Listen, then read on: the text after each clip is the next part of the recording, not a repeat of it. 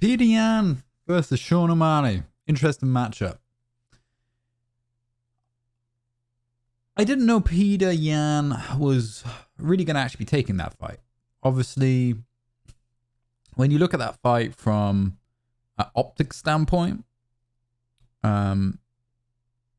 it's probably a good matchup for Petr Yan, right? You've got this supposable global superstar, which again, I've noted in previous videos, I don't think he is a global superstar yet. He's very well known and he's obviously famous, but he's not Conor McGregor level yet. And I really don't think he will be. Of Sean O'Malley is who I'm talking about. So you got Petr Yan who's fighting this quite up and coming fighter, and it gives Petr Yan a possibility to kind of get himself back up for a potential title fight within the next year. So if Petr Yan wins at UFC 280, I would say that he'll probably fight the loser of the next of whoever wins out of Sterling and Dillashaw.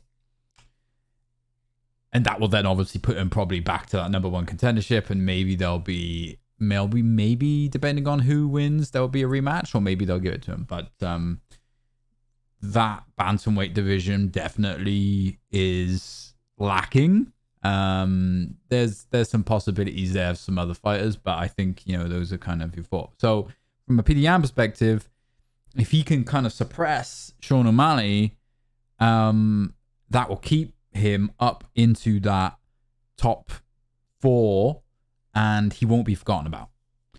The problem lies is if Petr Yan loses, what does that essentially do for him? That is going to, it's going to drop him in the rankings. It's not going to give him that title shot within a year, because now the focus will be flipped. The focus will be flipped on Sean O'Malley, who he's fighting next, right? Who's he going to be fighting? Is he going to be fighting Dillashaw? Is he going to be fighting Sterling? Is he going to be fighting someone else for the title, for that number one contender spot? It makes his life very difficult. Now, stylistically, I think the fight is an interesting one. You've got a very long, lengthy fighter who likes to fight on the outside, being Sean O'Malley, who doesn't necessarily have much wrestling skills, doesn't really have a whole lot of grappling skills. I mean, obviously he does, but not to that extreme high level you see other fighters. Now, you've got Petr Yan, who's obviously been in the game for a while. He's obviously the shorter opponent, still got a lot of power, still very dangerous, likes to grapple, likes to wrestle if possible, right? So that's where I think Petr Yan, if he double legs him and gets O'Malley to the ground, it could be a dangerous game, right? It could be a dangerous game for Sean O'Malley. But again, Sean O'Malley has a great technique of keeping distance, and he's going to be very hard to catch. He's going to have to corner him down. Petr Yan's going to have to corner him down in the cage. He's going to have to block him from getting around the octagon, and then he's just going to have to grapple him and then bring him to the ground. I think that's what he'll ultimately try to do. If he can get Sean O'Malley to the ground and keep him there and dominate him for 2 of the 3 rounds, then obviously it's going to be a win. Now, who do I think is going to win? It's a very interesting question. I haven't actually made a decision on who I think is going to win that fight. I think it may come down to a confidence level. I think it's going to come down to Petr Yan coming off a loss to Aljamain Sterling.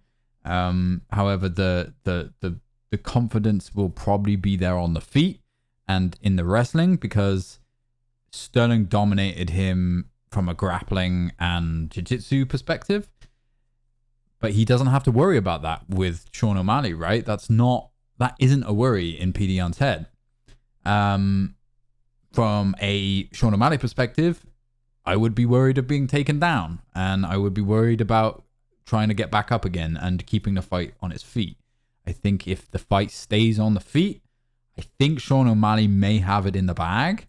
I don't think he'll knock him out. Petr Yan's got a pretty good solid chin of steel. I can't see it happening. And I don't see, on the flip side, I don't see Petr Yan knocking out Sean O'Malley. Sean O'Malley, if Petr Yan comes in with, keeps on the leg kicks, keeps it low, maybe, we'll see a repeat of history. And whether or not Sean O'Malley were classified as a loss if he does lose anyway, we shall definitely see. But I think ultimately it's a good matchup for both men. I think that there is a possibility that Sean O'Malley loses. I also think there's a possibility the other man loses too, Petr Yan. So let me know what you guys think.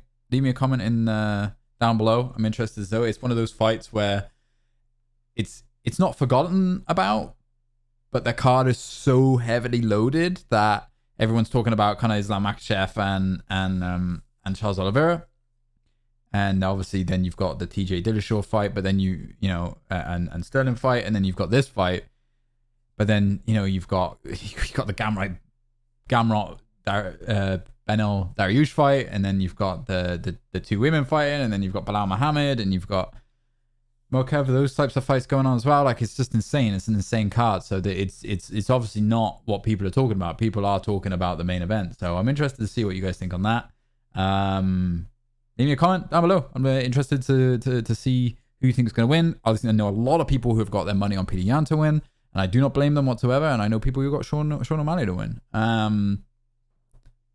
me know. Leave me a comment. If you watched this far, 6 minutes 42 seconds into the video, appreciate it. Thank you everyone for watching these videos. If you haven't already, hit that like, hit that subscribe, hit that little bell that notifies you the next time I go live.